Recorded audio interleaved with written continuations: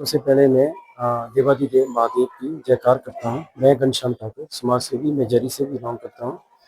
तो आज धरना प्रदर्शन करने के लिए हमारी पार्वती घाटी के माताएं, बहनें और बुजुर्ग और बच्चे और जितने भी आए हैं, यंगस्टर लड़के आए, जितने भी आए हैं, तो आज पार्वती घाटी में इतना रोष प्रकट है कि हमारी पार्वती घाटी के रोड बहुत बुरी तरह से फटे हुए हैं और प्रशासन से हम मांग कर रहे हैं।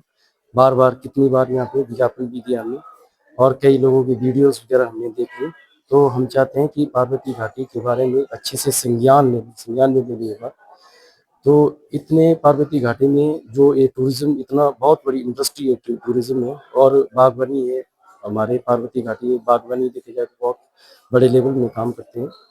तो हम चाहते हैं कि पार्वती घाटी का सिर्फ एक सड़क को लेके ही हम आए यहाँ पे। हमारे को सिर्फ एक सड़क की चाहिए कि अगर हमारा सड़क का काम हो जाता है तो इसके आउटपुट के बदले में हम इतना जनरेशन हो जाएगी इसमें कि सरकार को इसका फायदा ही होगा आने वाले टाइम में। तो सरकार को इससे जितना भी होगा तो फायदा ही होगा। हमारी सड़क बनेगी तो सरकार का रेवेन्यू ही बढ़ेगा इसमें। तो सरकार को इसके ऊपर ज़्यादा से ज़्यादा ध्यान देना चाहिए। और जहाँ तरह की एक बात और भी कहना चाहता हूँ, जो हमारा साडा बैरियर लगा है, जो डुमसा में लगा है साडा बैरियर, इसके रिगार्डिंग किसी ने आज तक प्रॉपर तरीके से बात नहीं की। मैं चाहता हूँ कि जो साडा बैरियर, साडा मीन SADA, साडा स्पेशल अथॉरिटी डेवलपमेंट इंटरेस्ट में है। तो इसके जो ये पैसा कलेक्ट हो जाता है तो ये जाता कहाँ है, हम चाहते हैं ये जाता कहाँ है, इसके बारे में हमारे को प्रॉपर तरीके से एक RTI लगानी पड़ेगी। जब हम प्रॉपर तरीके से RTI लगाएंगे तो हमें इस पैसे का पूरा हिसाब किताब हमारे को सरकार पूरा का पूरा हिसाब किताब दे दे।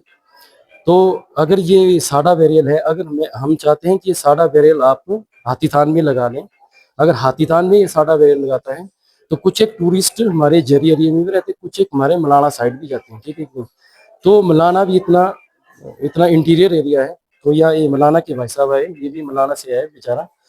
तो मलाना को अनदेखा किया जाता। हमने देखा कि मलाना के सिर्फ जितने लड़के जो आए हैं यहाँ पे, तो इनको अनदेखा किया जाता है।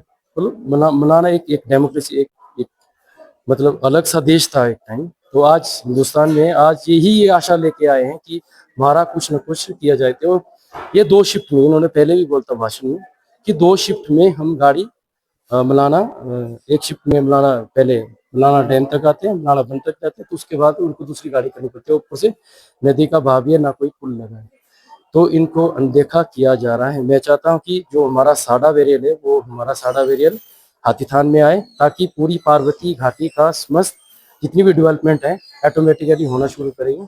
और जो पैसा वहां से कलेक्ट होता है वो पार्वती घाटी के पूरे हाथीथान से लेकर पोस्ट निकतान तक सारा हो, तब हमारा टूरिज्म डेवलप होगा और बागवानी भी अच्छे से। जय हिंद, जय भारत।